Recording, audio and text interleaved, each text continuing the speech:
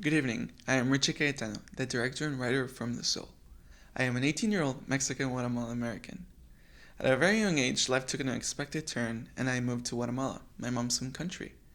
I lived in a lovely town called Antigua, Guatemala, a town with cobblestone streets, bougainvilleas outside of every window, and big wooden colonial doors. A town where wealth was not very abundant, but we were rich nonetheless. Rich in culture, art, music, and beautiful scenery.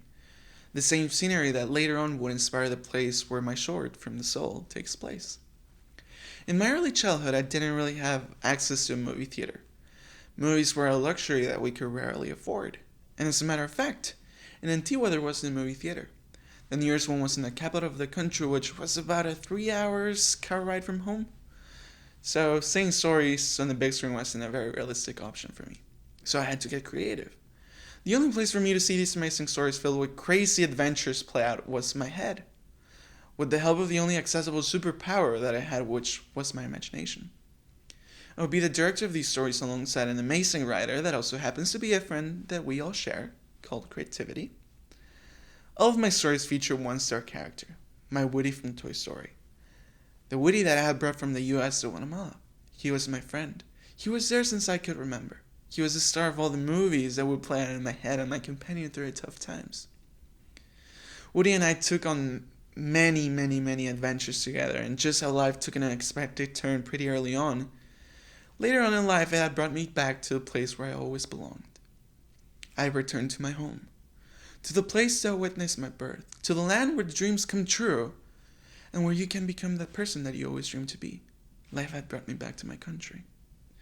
Today, I like to go back in time a little bit and tell my younger self, the kid who thought of seeing his stories become alive as something unachievable and as a dream only.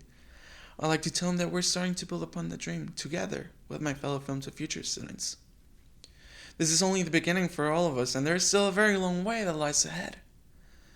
But I can assure every single one of you that we will enjoy every second of it, and we will all work together to accomplish our dreams. Before I joined Film2Future, I was watching a film from one of my favorite filmmakers of all time, Charlie Chaplin. And he said, "We think too much and feel too little." This is exactly what the people at Film2Future have taught me to do, which is to feel. To feel my stories, to feel passion for my work, to feel the need of making films. When I started on my project with my crew, I was working with people that I had only seen once. Daniela, Marlon, Abner, Sydney, and our amazing production supervisor, Joaquin. Together, we were all able to make something truly special. Along the way, Joaquin became not only a mentor in the film and artistic side of my life, but he also became a life role model. He became someone that guides me, someone that helps me to be a better person. And he also became that big brother that I always wish I had. And not only him, but all the members of my crew and all the people from Film2Future became a part of my family, a part of my life. And at the end of the day, that's what Film2Future represents for me, a family. A family that I was not looking for or that I thought I wanted, but the one I needed. Film2Future has changed my life in so many ways. They've helped me to reassure my passion. They've helped me to get to places where I never thought I could be. Right now, for instance, I am an intern at Hulu working in the writer's room for Mayans MC. And it is crazy for me to think that I'm still just a kid, and I'm already working with the big guys. And yes, some could argue that I am where I am because of my obvious talent, because of my hard work. Some might just argue that it's all luck.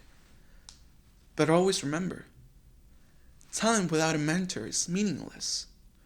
Hard work without serving a purpose is pointless. And luck, well, luck can be a lady sometimes. Before I go, I like to ask myself the same question that we always ask our guest speakers and mentors at the end of every session.